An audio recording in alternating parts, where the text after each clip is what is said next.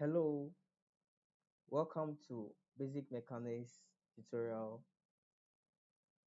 In this tutorial, I'm going to take you through the basics of the course Basic Mechanics. You're going to solve several examples, so please stay glued to your seat as I'm going to handle this course this afternoon.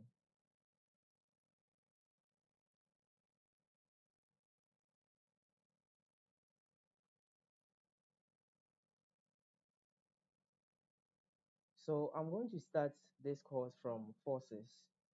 Take you to the resolution of forces as well as resultants of forces, both in the 2-dimension and also in the 3-dimensional space. Then we move to equilibrium of forces, and that will be all for the tutorial today. So let's start. When we say a force, what is a force? So in basic mechanics, we deal with, as you know, mechanics, we deal with the effects forces has on objects. So force is an important tool in basic mechanics.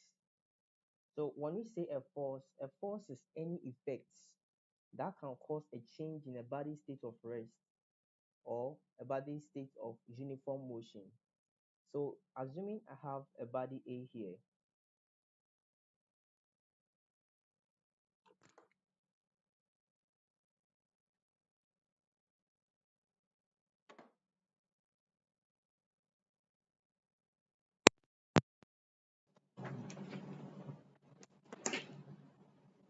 so assuming I have a body A here, I have a body A, and there is a particular force acting at a particular direction, then this body here will subject to the effect of the force by changing its shape or changing its state. So whenever a force acts on a body, there is a change of state. So assuming you have a car which is moving at a particular speed, you realize that once there is an external force acting on a car, this car will either slow down or increase in its speed. So basically, when you talk about force, force is just any effect on a body that causes it to change its state. That was all for the basics or for the definition of forces. Now, let's consider what we call force system. In reality, you realize that not a single force acts on bodies. So if I have a body here, let's say body A, I wouldn't have a single force to be acting on it. In reality, you can have a group of forces acting on a body. So in basic mechanics, we call something force system. A force system is simply a group of forces acting on a body. So if you have a system of forces comprising of 2 or more forces acting on a body, then we say a force system. So always a force system has component forces acting either in the same direction, opposite direction, or otherwise. So let's see the types of force systems you have in basic mechanics. Now, the first type of force system I'll show you is what we call the parallel force system. So when you say parallel force systems, as I already explained force system, you know a group of forces acting in the same direction. But whenever you talk about force, a force is characterized by a line of action. So a line of action. Assuming I have a body here once again, let's say body B. If I apply a force at this point, say force A, you realize that the force wouldn't have effects here. I mean, the direct effect is felt on this line. The direct effect will be felt on this line. So you realize that the force has this particular route, which the effect will let the body subject in that part. So this is what we call line of action of a force. So when I'm talking about force systems, I'm going to use the line of action of the forces to explain these characteristics. So parallel force system, this is a type of force system in which the forces have a common line of action and they are all parallel. So for example, you have a body resting on the ground and there is a force acting downwards. There are forces acting downwards this way, and this way. So you realize that all these three forces have their line of action parallel to one another. So this is simply parallel force system.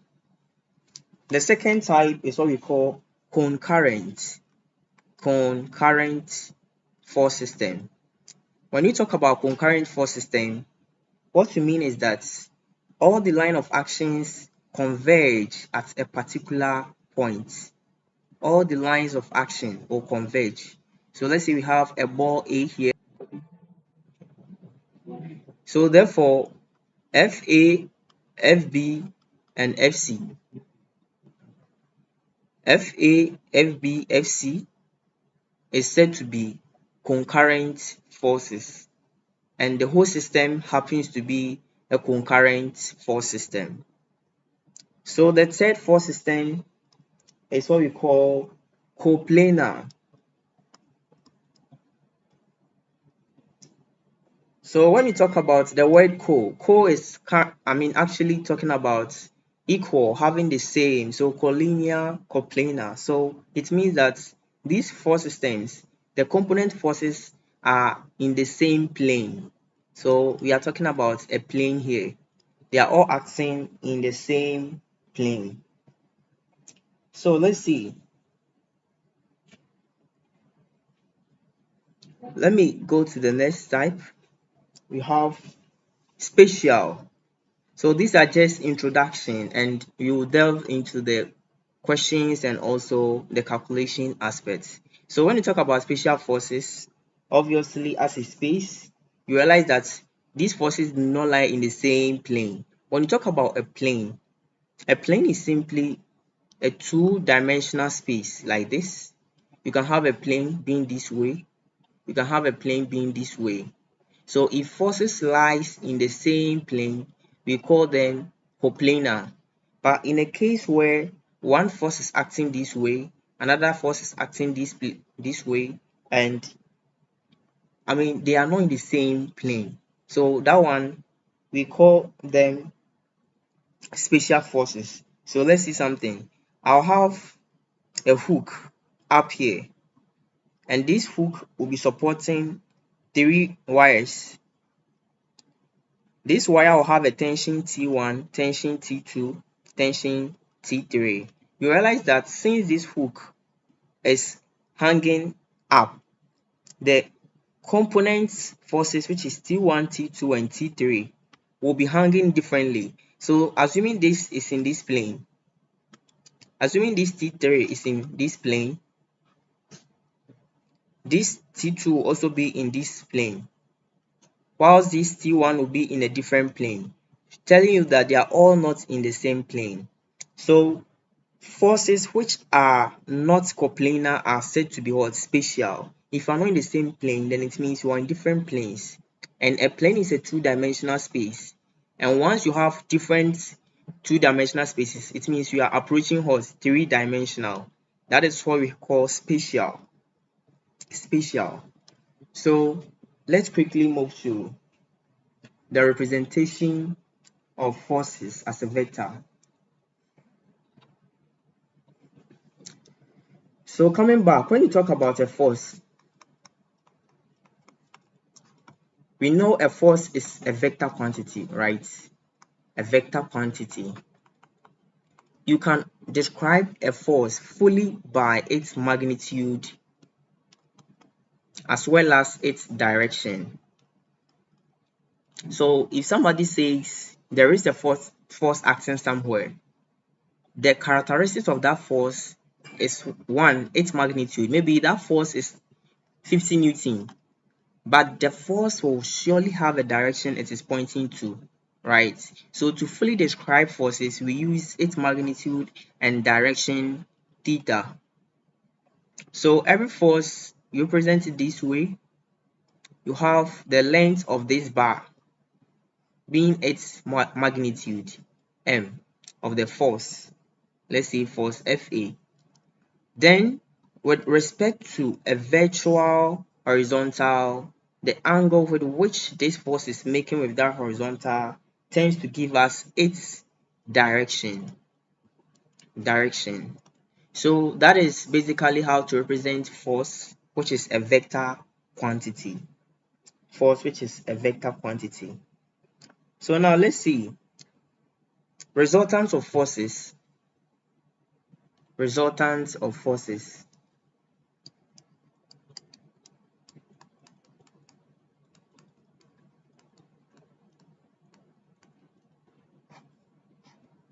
So the interest of this course, that is basic mechanics, is to know the effective force acting on the body when several forces are being applied.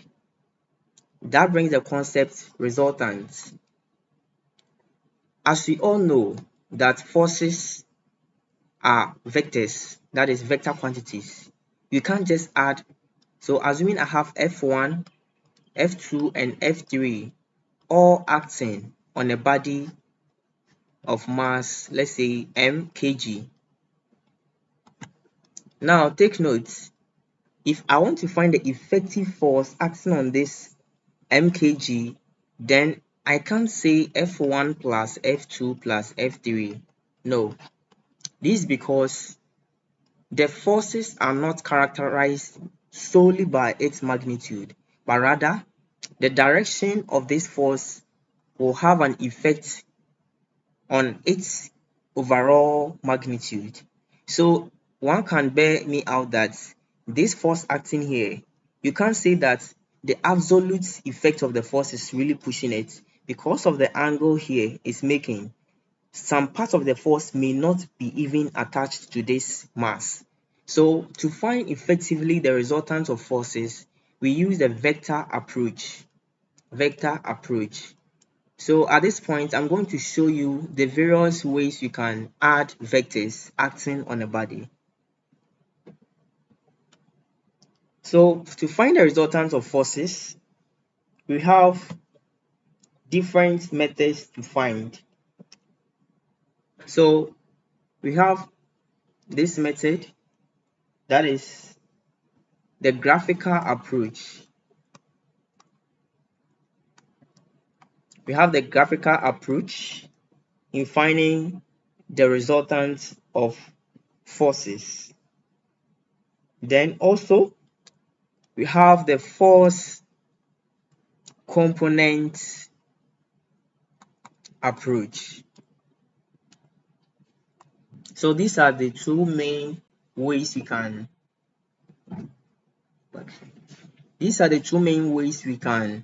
find the resultant of forces. When you talk about the graphical approach, let's take that alone. So graphical approach.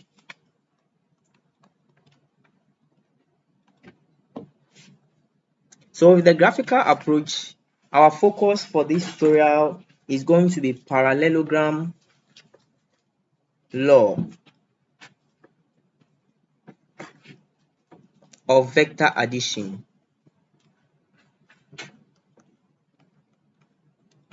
So one way to find the resultant of forces is by using the parallelogram law of vector addition. And since forces are vectors, we can use the parallelogram law to also find the resultants of these forces. So what does the parallelogram law state? So parallelogram law is saying that if you have two forces, say F1 and F2, represented as the adjacent sides of a parallelogram, like this. So let's say this is F1, this is F2. So if you have these two forces represented as the adjacent sides of parallelogram, then the resultant of the two forces becomes the diagonal of this parallelogram. So this is simply what the parallelogram law of vector addition is saying. For us to add any two forces, and if these two forces are acting at a point representing the adjacent sides of a parallelogram, then the resultant of these two forces becomes the diagonal of this parallelogram. From here, we use the trigonometry ratios to find the various parameters involved. So let's quickly take a problem and see how we can use the parallelogram law of vectors to find the resultant of forces. And I hope this is done in high school. So basically, you have fair idea of how to do it. So now I have a problem here. So let me draw this. I have a knot here. This is the ground level.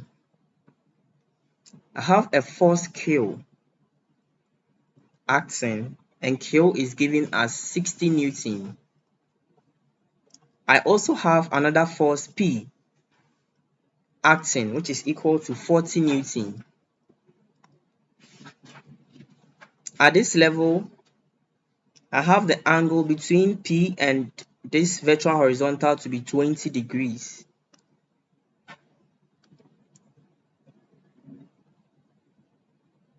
Then I have the angle between the Q and the P to be 25 degrees. The question is, determine the resultant of the two forces. So how do we solve this problem? You can clearly see that there is a bolt here, and this bolt is being pulled away by force Q up and force P up, right, like this. And we have been asked to find the effective force pulling this nail. So as you know, the magnitude of Q is 60 Newton, magnitude of P is 40 Newton. We cannot directly say that the resultant is 60 plus 40, no, because a force is a vector quantity. Hence, the direction is also taken into consideration. So in this problem, I'm going to use the parallelogram law of vector addition to solve this problem. So first of all, you take the two forces. The law is saying that the two forces should act at a point, and indeed it is acting at this point, so meaning that it satisfies the first condition. Then the two forces also should represent the adjacent sides, two adjacent sides of a parallelogram. So I can take these two forces out, as this will be my Q acting at this point, then my P will also be here. From here, I can easily draw my resultant as the diagonal of this parallelogram, that is R, right? And you know, in parallelogram, adjacent sides are parallel and equal. So I'll just trace this part this way, and I'll trace the top part this way. So my Q here is equal to 60 Newton. P here is equal to 40 Newtons. This becomes R. And since parallel sides of parallelogram are equal, what we do is, here is 40 Newton, here too becomes 40 Newton. This place is 60 Newton, that is Q. This place to become 60 Newtons, right? So now you can clearly see we have a complete parallelogram. How do we find our R? I told you initially that we'll be using trigonometric ratios to go about finding the various parameters. So in this question, we can clearly see that between Q and P, we had the vector P, or the force P here, is 20. So that will be down here. So that one is here, that is 20 degrees. So take note, don't ignore that. We are only taking the two forces into consideration to find the resultant. But as for the original diagram,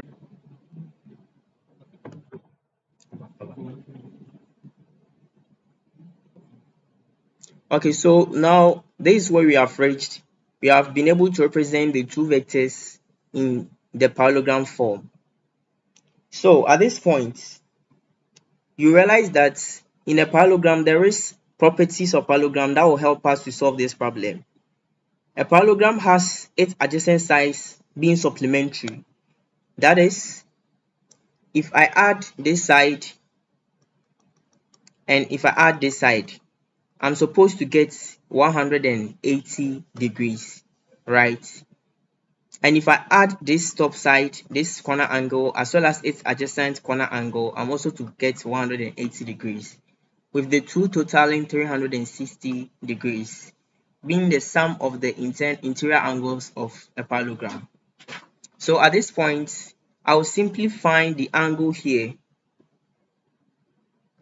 I'll simply find the angle here, and the angle here is going to be 180 minus 25 degrees, right? And what is 180 minus 25 degrees? That is 155 degrees, right? So at this point, let's see how we are going to do it. You are going to take this section of our parallelogram out. So see, the resultant will move out like this, R. Then after, you have your P as it is down here, P. Then you have, as I told you, this Q is parallel, so here became 60, which is the same as the Q. So we are going to reproduce that part through here. So that place 2 will become what? Q, right? And here is 60, here is 40 Newton. Then our R is what we are going to look for. But we've seen the angle between this side, our 60 and our 40, from this side to be equal to 155 degrees, right? Then this side from the question, we don't know. Please take note, it was the whole of this section that was 25, not this side alone. I'm only taking half of the parallelogram for us to solve. So this side alone is theta, which we don't know, because it was a complete angle between Q and P that was 25 degrees. So taking the angle between the resultant and the P, I'll make it theta. And at this point, we apply what we call the cosine rule. And I believe you know about that.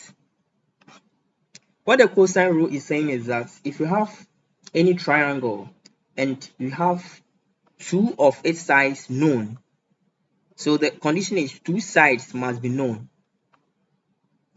and the two sides which are being known, the angle between them, theta between the two sides, should also be known.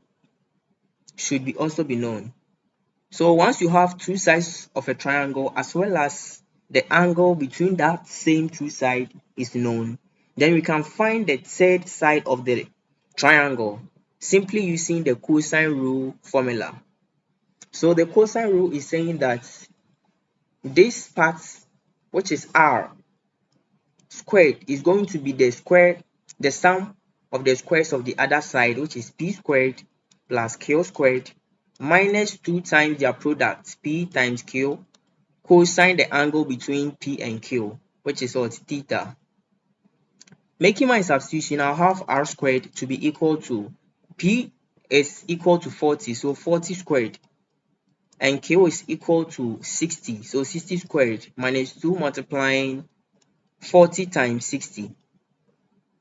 Cosine the angle 155 degrees, right? So R squared here becomes 40 squared, you enter everything to the calculator, plus 60 squared minus 2 multiplying 40 times 60 cos 155. You enter this into the calculator, and you will be getting 9. Sorry, please take your calculator and do the calculation alongside as I'm taking you through. So 9550.277. Then at this point, we can find R simply by taking the square root on both sides. So R will be equal to the square root of this figure 9550.277. So the answer for R, that is the resultant. So right now we are finding the magnitude of the resultant, and I'm getting 97.726, which is approximately 98 newtons. And you can see from the question given that the forces given were in 60-40. You get it? So there were two significant figures here. So we can leave it 98 and we are still right. You can also choose to leave it in the decimals, but just be consistent with what you are going to use. Now let's see. We've been able to find the magnitude of the resultants. Now let's the direction. As I told you, the force is fully characterized by both magnitude and direction. What is the direction? Direction is simply the angle this R is making with what? The P. At the same time, so basically the angle the R is making with the virtual horizontal, that is the direction. So if you have, then a direction is going to be the angle it is making with the virtual horizontal. But in this case, we had P here, but we are not going to focus on the P. The actual direction of our R is the direction or the angle it's making with our virtual horizontal. But before we do that, we can see that at this point, the virtual horizontal had 20 degrees. So we have to add theta, then what? 20 degrees to give us the full resultant direction. Because as I said, let me redraw it for you to see it clearly. I had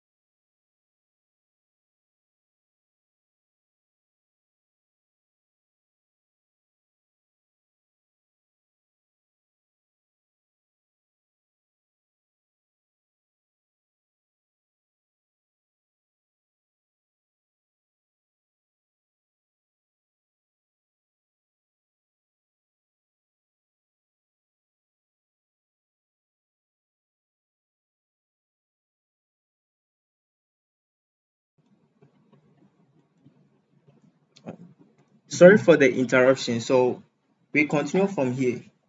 As I was saying, I'm representing the R once again for you to clearly see the direction.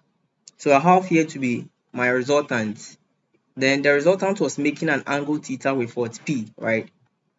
But the virtual horizontal, the virtual horizontal here is actually 20 degrees. So to fully find the direction, I need theta, then I'll add it to 20 to give me the full direction.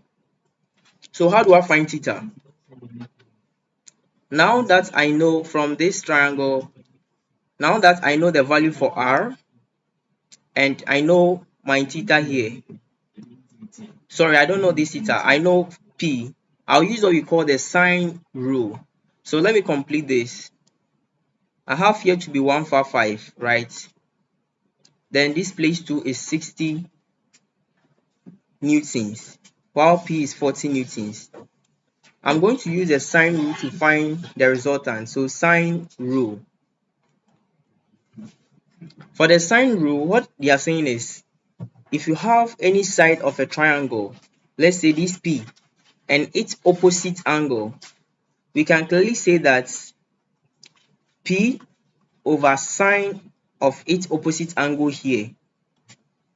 So let's say this place is alpha, should be equal to Q, which is this place 60, over its opposite angle theta, sine theta, should also be equal to R over its opposite angle what?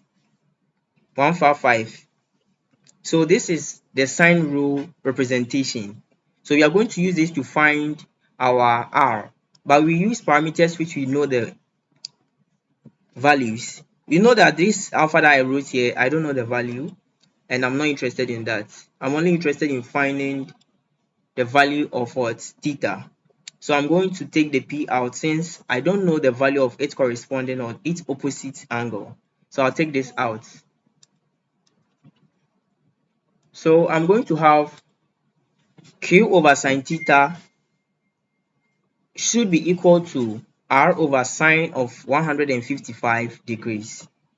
I know Q to be what? 60 over sine theta, which I don't know, to be equal to R, which is 98, right? That is what we found, the value for R to be 98 Newton. And over sine 155. So you just punch this into the calculator, 98 over sine of 155, and that is going to give us 60 over sine theta to be equal to 231.8878. Then at this point I need theta, so I'll make sine theta the subject. So sine theta is simply equal to 60 over the expression over the number 231.8878, right? So I will simplify this also so that I get sine theta to be equal to, you punch this into the calculator, 60 over 231.8878, and that is giving me 0.2587. Then theta is simply equal to the sine inverse of this expression, 0.2587. So sine inverse of 0.2587, and that is giving us 14.99 degrees.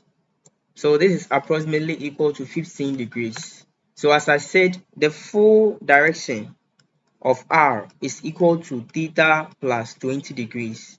So I'll get 15 degrees plus 20 degrees, giving us 35 degrees.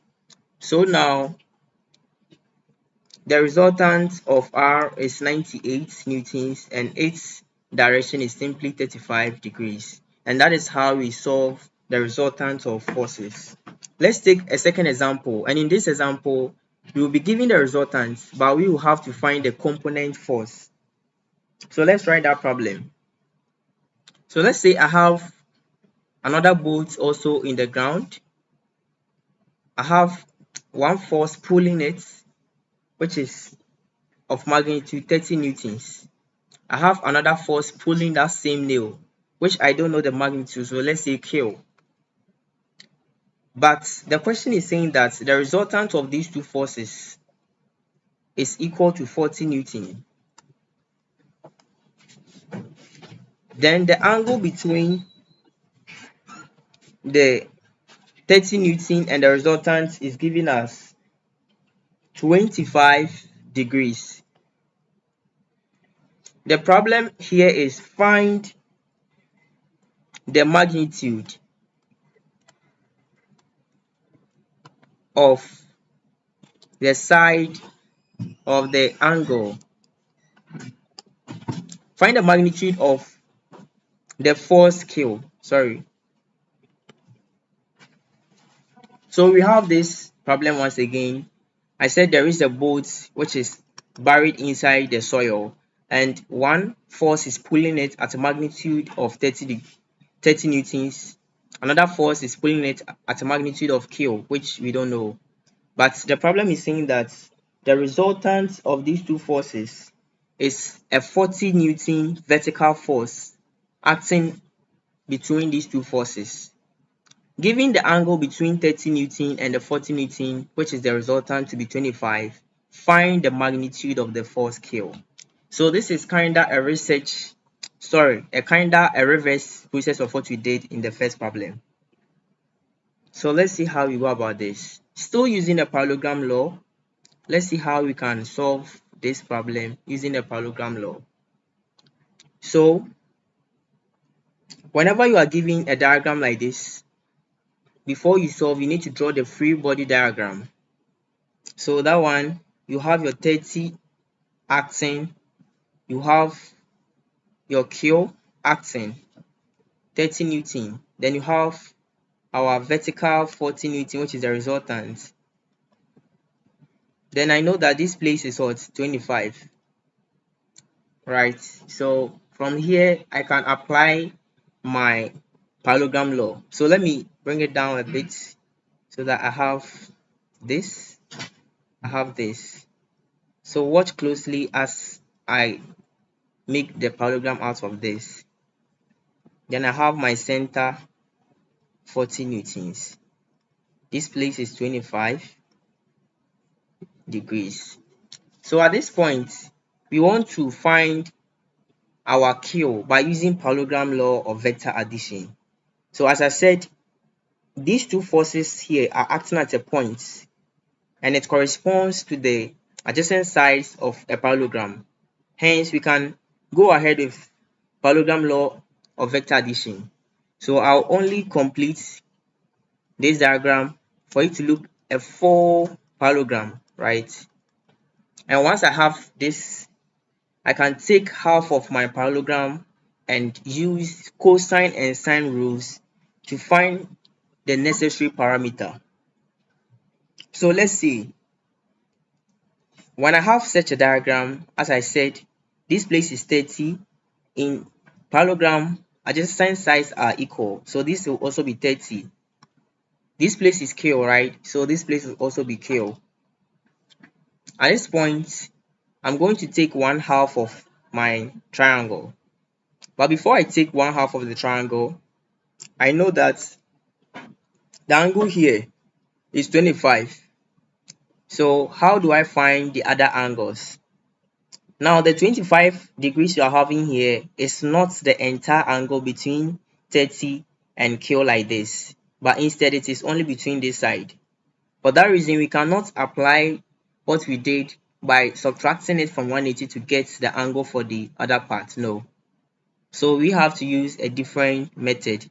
So let's see. Here is 25. So we can apply the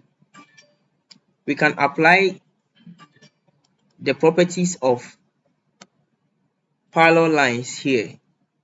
So I can even take this side out. Once I have this in 5, let me take this side out. So I'll have this to be 40.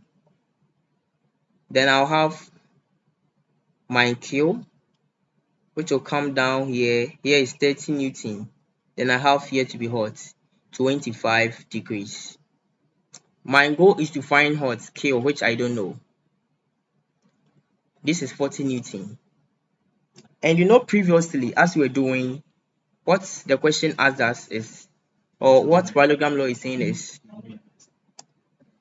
if you have two forces, 30 and 40, which is represented as two sides of a triangle, and we know the angle between these two forces, we can go ahead to use the cosine rule to find the angle between these two forces, right? So therefore, K squared from the cosine rule will be equal to 30 squared plus 40 squared minus twice the product of 30 and 40. Then cosine the angle between these two forces, which is 25 degrees. So with this, you know that Q squared, you punch everything into the calculator. 30 squared plus 40 squared minus twice open brackets 30 times 40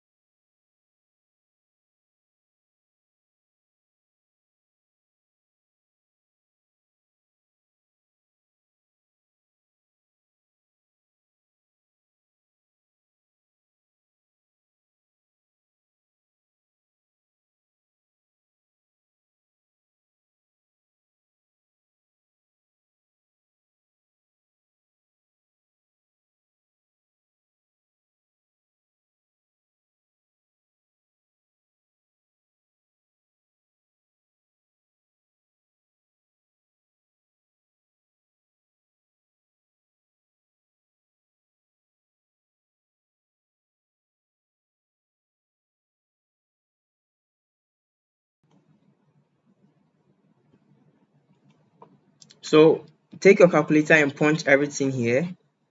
So 30 squared plus 40 squared minus 2 multiplying 30 times 40 cos 25 degrees. So I'm getting Q squared to be equal to 324.8613. Therefore, Q is simply equal to the square root of 324.8613. So do same. 324.8613, and that is going to give us 18.02 newtons. So this gives the value of Q. So you can see the nature of questions you can get out of parallelogram law of vector addition. So you can either be given the resultant of the two forces for you to find any of the component forces, or you can be given two or more forces for you to find the resultant. Now let's quickly move ahead to finding the resultant of forces using the resolution method. So resolution method. So all these we are doing are in 2D. So you soon go to the three-dimensional space. So using the resolution method of forces, what you are going to do is you want to convert the vector quantity or vector nature of forces to a scalar. So once you convert it from scalar, once you convert it from vector to scalar, then you can go ahead to simply add it algebraically. So let's see. You know that if you have a force acting this way, let's say F1, and you know the angle the force is making with the horizontal as theta, then you can find the Fx, which is the horizontal component. We can also find the what? Fy, which is the vertical component, right?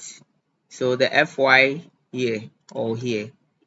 So for that reason, in the resolution method, we break our force into its horizontal and vertical components. So you do same for all the forces, then you add corresponding horizontal, then corresponding vertical. Once we get that, then we reverse it back to the angular and the magnitude form. So let's see how we can use this to solve our problem. So I have a problem here. I have a piece of nuts stuck in the ground and I have a force acting on it. The force is making an angle of 35 degrees with the horizontal. So this force is equal to 8 Newton. So we are to find the horizontal and the vertical component of this force. Let's see how to do this. You have this force acting here, pulling these nuts out, and it's having an angle of 35 degrees against the horizontal. So as we did, you simply have to draw your vertical here, and this place become your Fx, this place become your what? Sorry, this place become your Fy, right? So now we can easily find our Fy and Fx using the trigonometry ratios. So when you come here, you know that cos theta, right? So let's see, this place is F, right? F is 18 Newton. Let me write 18 Newton for F. So now you can clearly see that we have Fy here, we have Fx here. So the force itself is representing our hypotenuse, right? The force itself is representing our hypotenuse. Take note because it is going this way. So if you draw it this way, then we close it for it to become a right angle. Then we apply our SOHCAHTOA. So once you have 18 Newton here, you know that cos theta is always equal to adjacent over hypotenuse. Is that not it? So cos 35 degrees is equal to my adjacent, which is my Fx, over my hypotenuse, which is 80. Therefore, my Fx is simply equal to 80 cos 35 degrees. So I just enter this into the calculator, 80 cos 35 degrees, and I'm getting the Fx.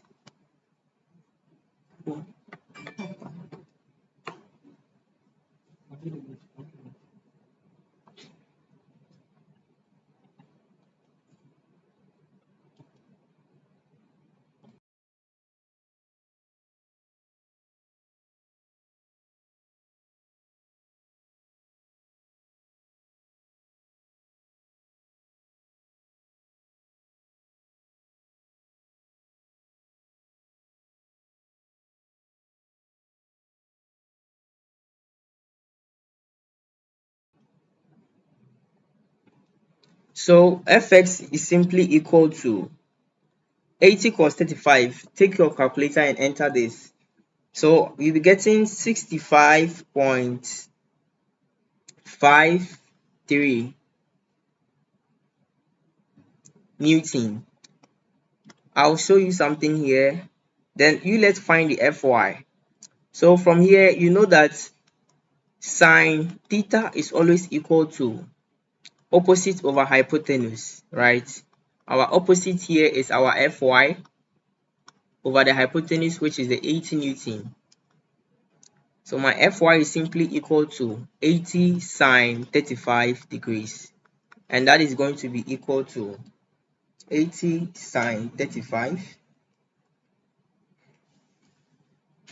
is going to give us 45.886. Here I left it to decimal, so I'll make it 45.89 newtons. But take note, once you represent forces in its component form, we have the standard vectors which we call the I and the J. So always X is represented as I and the Y is represented as what? J. So we always attach this to our component forces to show that they are really the Fx and the Fy. It gives direction. So this gives the direction to the magnitude we found here. So our Fx will simply be equal to 65.53 I.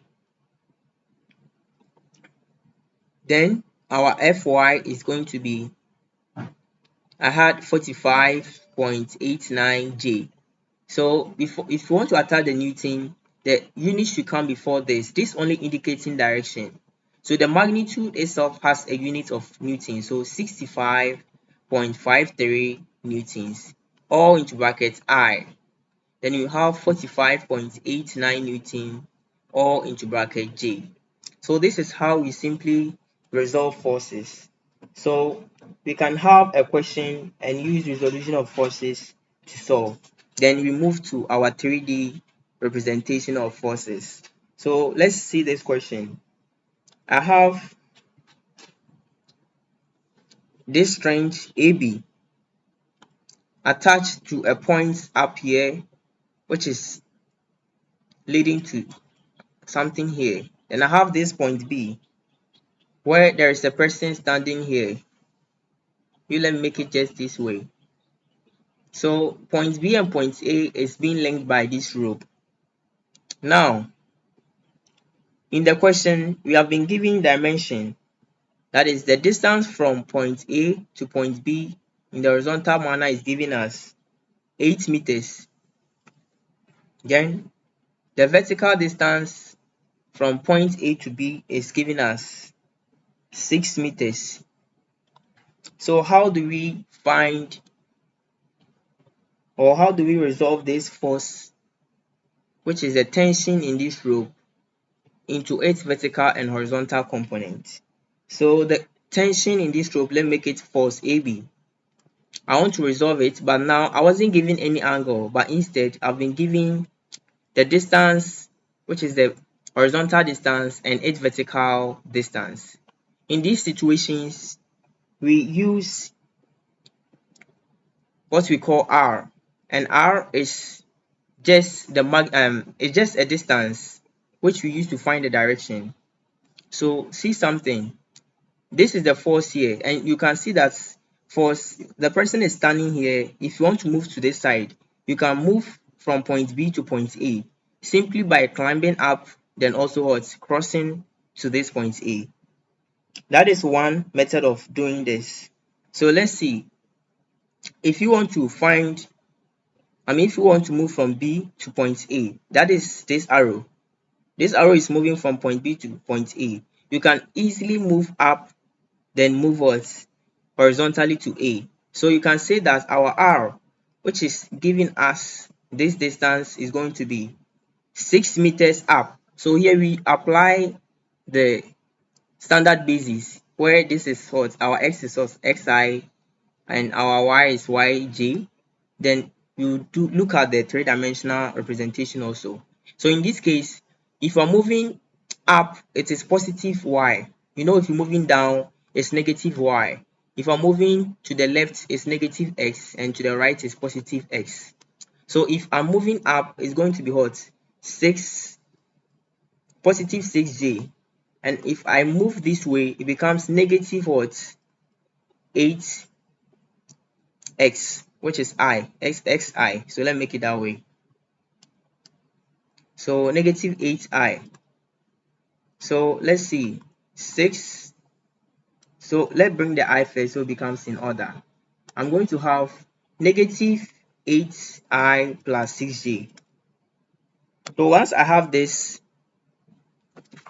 I can easily find the magnitude of this r.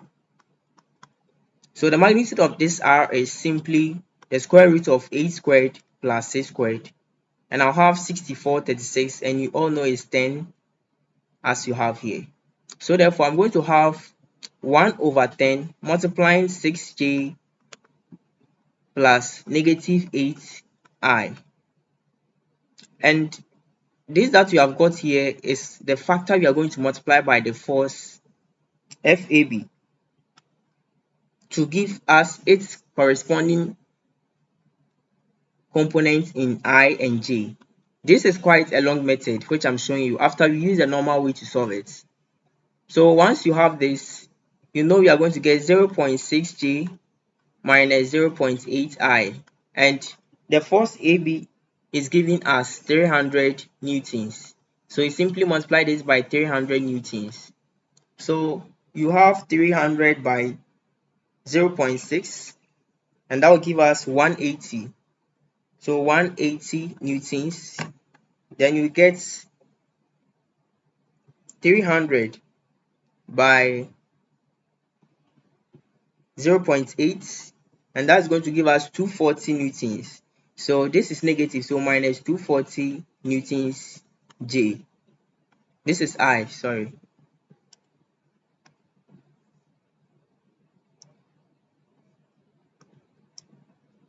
So 240 Newton I, and this is J.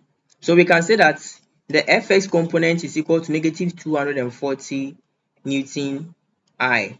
Then the Fy component is equal to 180 Newton J. Now let's see. Simply we can just use our normal approach that we did. So you just draw something here, and you know this is 90, right? You know here is 8, here is 6. This 6 and 8. We can easily find what the angle theta here, because you know that tan theta is simply equal to 6 on 8. Is that not it? So tan inverse of 6 of 8 is going to give us 36.87 degrees. So meaning our theta here is going to be 36.87 degrees. So once you have this, our Fx is simply equal to 300, which is the magnitude of the force cosine of 36.87. And what's the answer? 300 cos 36.87 will simply give us 239.999, which is approximately 240 Newton. And that's the same thing that we got for our f of x, which is 240 Newton. So it's the same thing that I did, just that I was using the vector approach here, and the other one was simply by finding the angle using our trigonometric ratio. So this is the end for our two-dimensional space. Let's quickly go to three-dimensional space so that you know how to handle three-dimensional forces. So let me make it 3D forces or spatial forces. Spatial forces. So basically all that you have been doing was two-dimensional, and they are all diagrams you are familiar with, but the upgrade in basic mechanics here is the three-dimensional system. This is where you have spatial force, and we introduce the three plane. Where the three plane, we have our y up, we have our z, plane z, then we have our plane what? X, right? So in this three-dimensional plane, we are going to have a force acting in space like this, F. So this force is only acting in space. It's not in the xy plane, it's not in the xz plane, and it's not in the YZ plane. So it's just hanging. So let me show you how it's hanging. So you have something like this. You can have a force moving out this way. So it's the same thing I have here basically, but it's not appearing as 3D because of how I drew it. So let's see how we handle 3D forces. This force I am having here, I'm going to resolve it in what? Fx, Fy, and Fz. In order to simplify spatial forces, the easiest way is to find the Fx component of one, Fy and Fz components of the another, then you add the corresponding components, as simple as that. But how do we resolve a spatial force? How do we resolve a spatial force into its components? Now let's see, a spatial force F here will have an Fx component along our x as Fx. We'll have Fz component as well as it will have what? Fy component. So I'm going to have an angle here, as well as an angle all the way from this to this. So let's see it clearly. The first angle I showed is the angle this F is making with the Y. So I'll make it theta Y. So if you know the angle the Y is making with what? The F force is making with Y, then we term it as what? Theta Y. Then we find the angle this F is making with what? X. We call it theta X.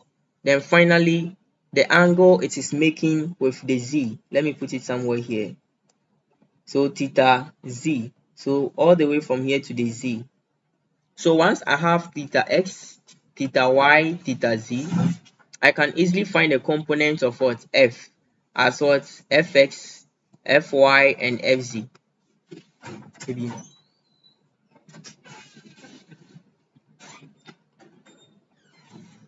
Yes, it is.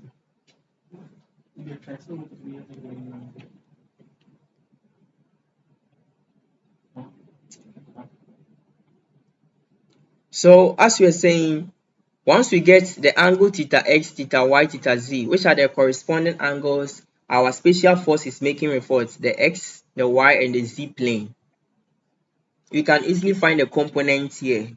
So now, generally, our fx is equal to the f multiplying theta x. Our fy is equal to f multiplying theta y. Then our fz is equal to our force multiplying theta z. So in this case, how do we find our theta? How do we find our theta? So take notes.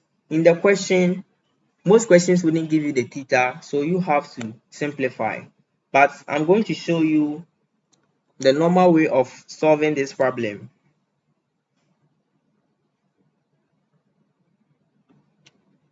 So let me draw my space once again. I have this diagram here.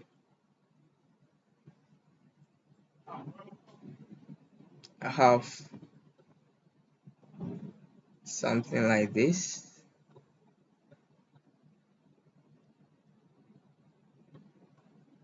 So I have this cuboid here. Please take note. When you are dealing with spatial forces, you need to understand it very well. So please take attention as I'm taking you through here. So our spatial force is hanging in space. That is, it is neither in the xy or xz or yz. So we represent this as the principal diagonal of our cuboid here.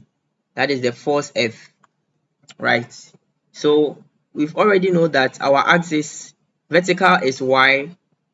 When you move horizontal this way is x, then this way is what? Z, right? So I'm going to show you from this side. So our force will have this place will represent a point in space. This place is another point also in space. Is that not it? So in space you have x1, y1, z1. Then at this point you have, let's say, x2, y2, z2. All that I'm trying to do is for us to find the various components of our spatial force. So let's see. in order to find or in order to break our force into 8 components, if you are standing this side and you want to move to this side, what do? You just move a distance here, 1, right? Then you move another distance up, 2. Then lastly, you move another distance what? This way.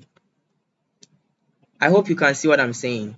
You are standing here and you want to travel to this point.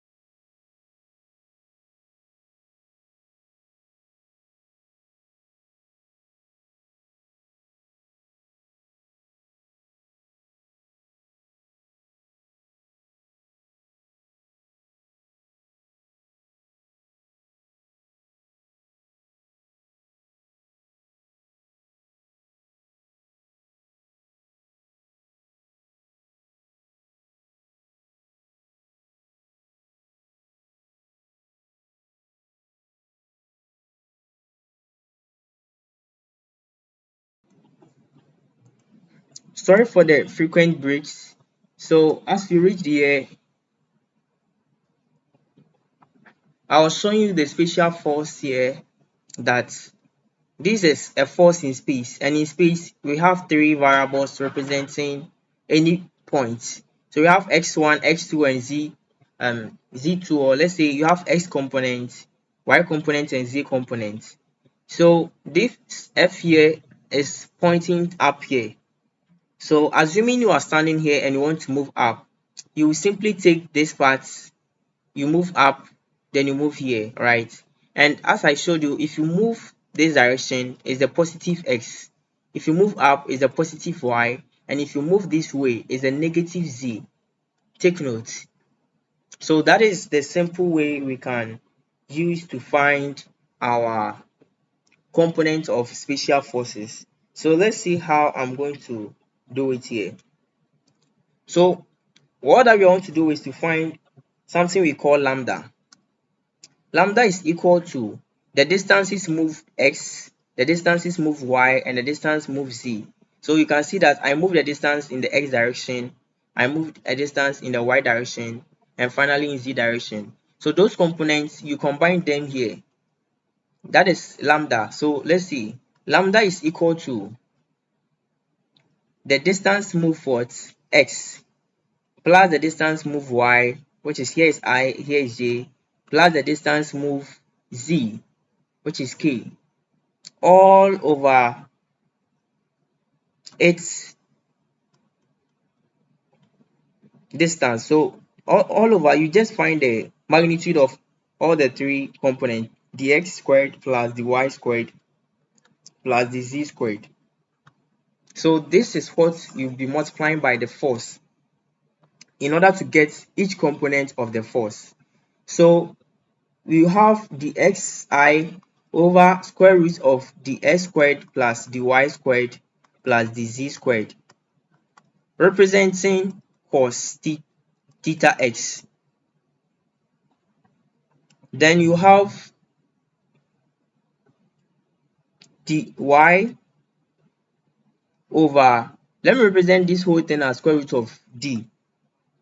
or let me make it just D, this whole thing, so that I don't repeat this stuff. So if I have the y here over D, then I'll get what? Cos theta what? Y. Then finally, if I have the Z over D, then I'm going to have cos theta Z. So this is actually the component vector which we multiply by the f to get our fx, fy, and fz. So let's see from this diagram. If you have this f, if you want to find fy, you can see that you have what? Our theta y here. So it's simply equal to fy is simply equal to f cos theta x. Is that not it? F cos theta of what? X. Then our fx here, sorry, f cos theta of y. Then our fx here is simply equal to the f cos theta x. Our fz is equal to f cos theta z. We can see that from our diagram here. So once you have this component this way, you are good to go. So we have found out that if you want to find the theta x, theta y, theta z, you only have to find our lambda, where lambda is equal to the distance moved from one point of the force to another point of the force divided by the magnitude of that whole distance, and that will give us our lambda, which we multiply by our f. So please stay close as we solve an example for you to understand this very well. So I have this pole here like this. The pole rests on a floor, and I have another floor here, and there is a rope, thick rope, connecting these two floors.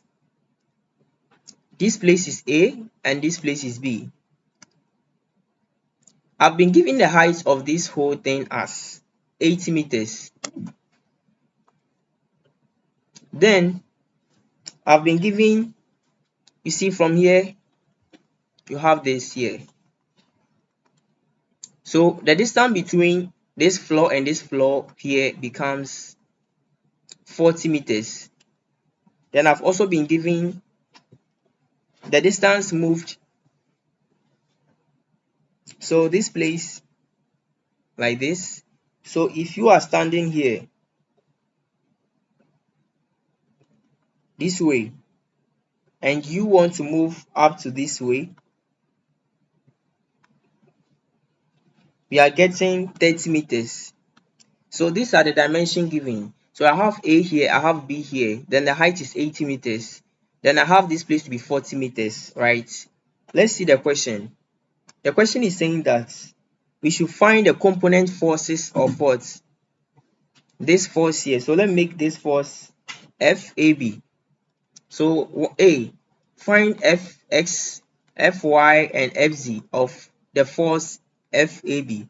So we have to break this one down into each component, Fx, Fy, and Fz.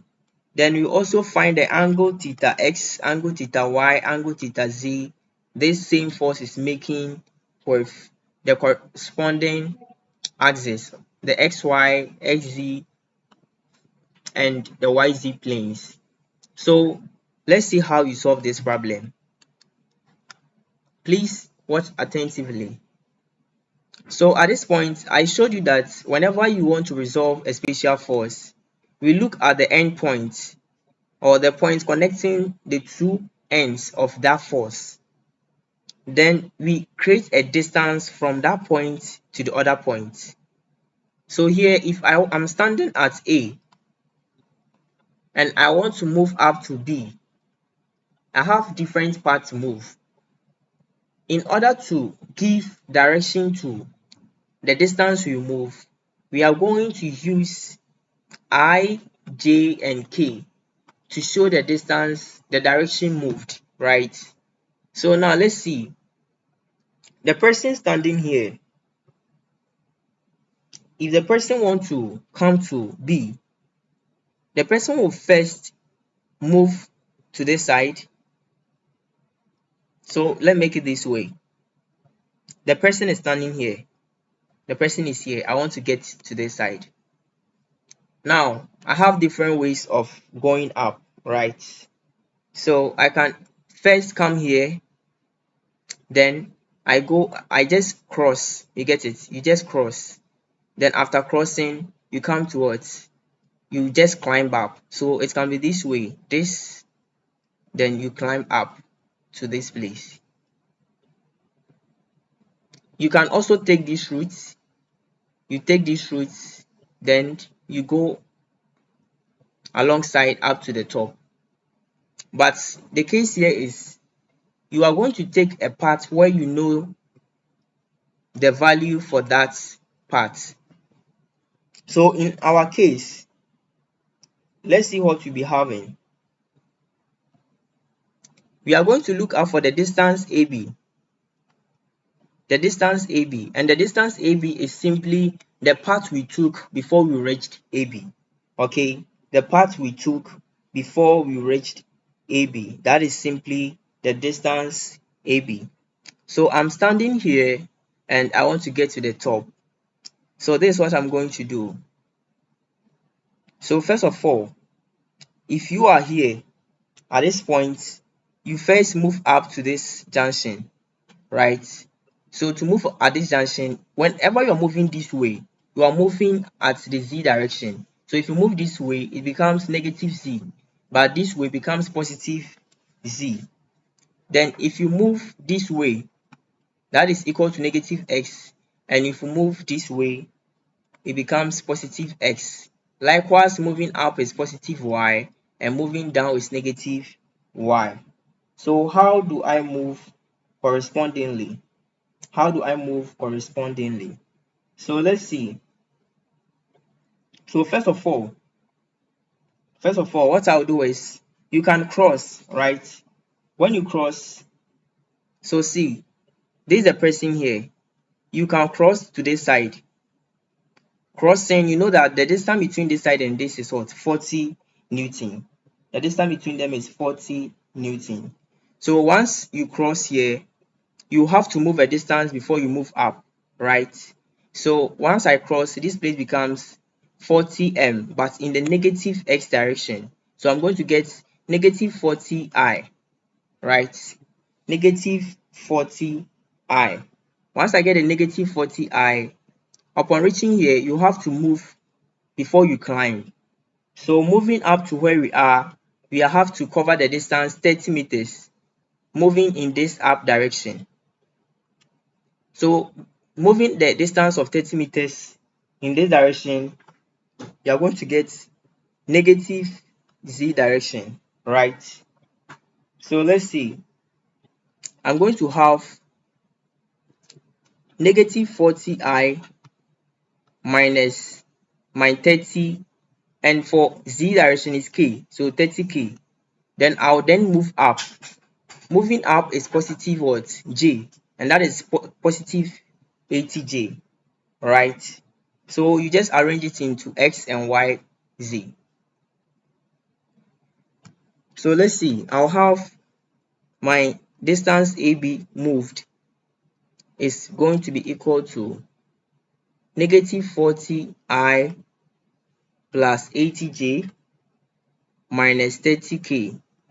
So I guess it's because of the nature of my diagram that you wouldn't get it well. So I'll give another question where I'll represent, or I'll give a clear diagram. But for the meantime, let's see how we just solve it into fx and fy and fz.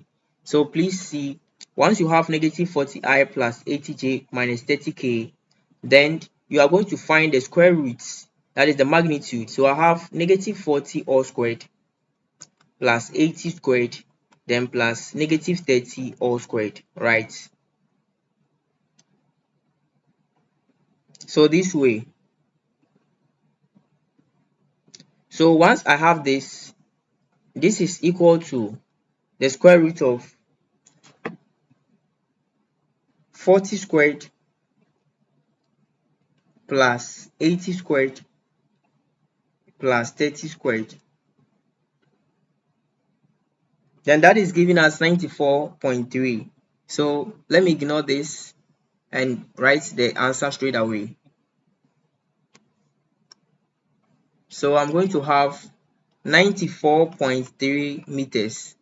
So I'll simply have my lambda to be equal to the distance AB over what? The magnitude of AB, multiplying my force to give me my component. So at this point, I have 1 over 94.3 to multiply the whole expression, negative 40I plus 80J minus 30 what K.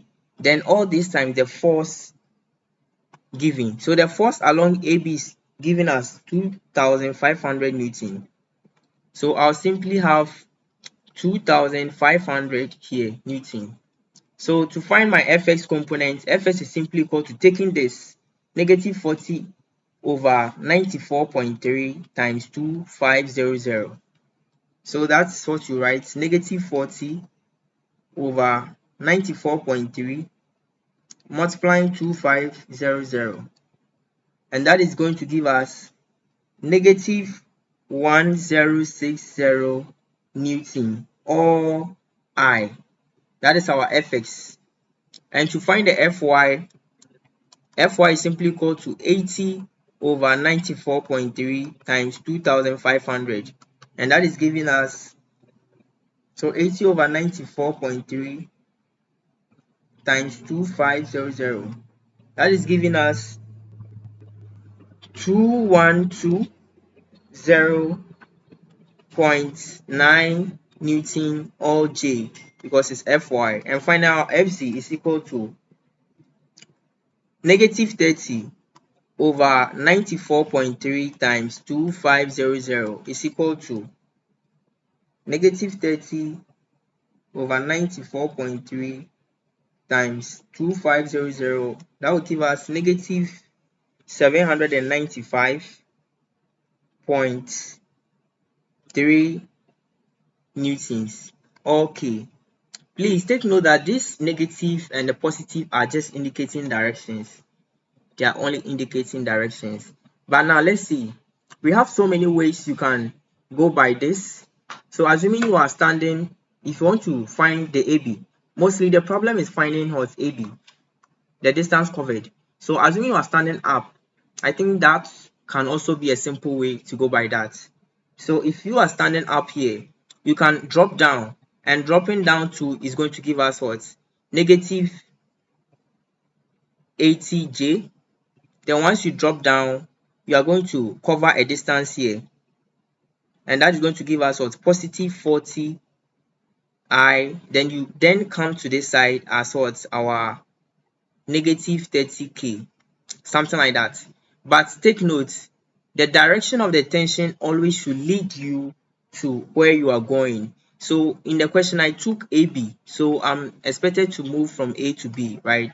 So somebody can say BA, but the question is saying that find FAB.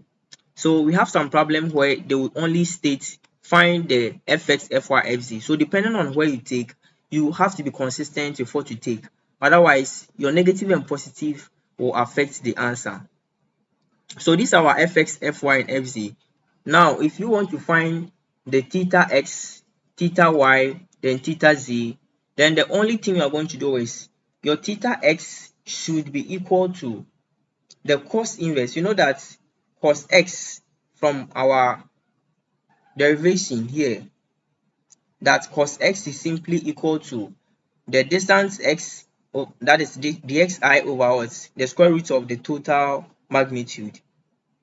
So meaning that cos x same here will simply be equal to what we had here.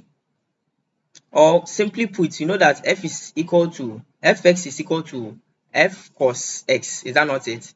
So at this point, you know that to find my theta x, I simply have to divide the fx I had, which is negative 1060 over 2500, should be equal to cos x.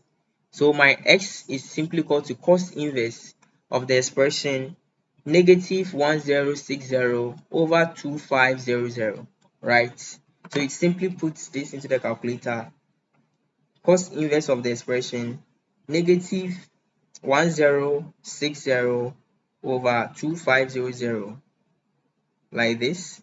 And the answer we are getting is our theta x is simply equal to 115 degrees, right? 115 degrees approximately. Then we can do same for theta y, and doing same for theta y, we are going to have theta y to be equal to our cos inverse of what? F y over f, and that is going to give us cos inverse of our fy, which we got to be equal to 2120.9 all over 2500. You also punch that cos inverse of the expression 2120.9 all over 2500, and that is going to give us theta y to be equal to 31.966, approximately 32 degrees. Then finally, we are going to have theta z to be equal to cos inverse of fz over f, which is equal to cos inverse of the expression. Our fz was equal to negative 795.3. So you can just add negative 795.3 all over 2500. Then what's the answer? Cos inverse of the expression negative 795.3 over 2500. And we are getting theta to be equal to theta z to be equal to 108.5. So let me see, cos inverse of, so we are going to have 71.45. Since I left all in one decimal place, I'm going to have 71.5 degrees. So you know, cosine is an even function, so irrespective of the negative signs, it wouldn't affect your angles, right? But the most important part is finding the distance AB, that is moving from A to B. So let me get a diagram where you understand it better. So having solved this, let's see how we can solve another example.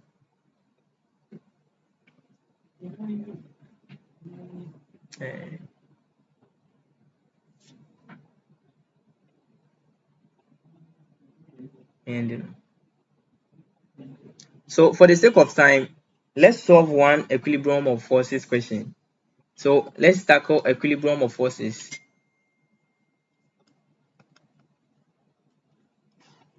So equilibrium of forces, what it's saying is that if you have, now we are dealing with particles. So if forces are acting on a particle, it is treated differently as it is acting on a static body, maybe on a rigid body.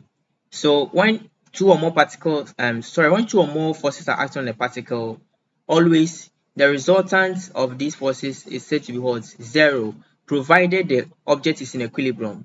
So assuming you are having a table which is on the ground like this, if you're having a table and this is the floor, once this table is stable, so when this table is stable, it means that any force which is pushing the table down has been balanced by any force which is pushing it up. So there is a balance of forces that keeps everybody you see stationary or keeps it in equilibrium. So if you see a car moving at a constant speed of, let's say, 30 meters per second, what is meaning is that any force acting against any part of the car is being balanced by the opposite forces. For that reason, if a body is said to be in equilibrium, then summation of the force acting on the body is equal to zero. Take note, summation of the force acting on the body is said to be equal to zero. For that reason, let's see how we can solve one equilibrium question. So I have two strings holding a ball here. The strings, one of them is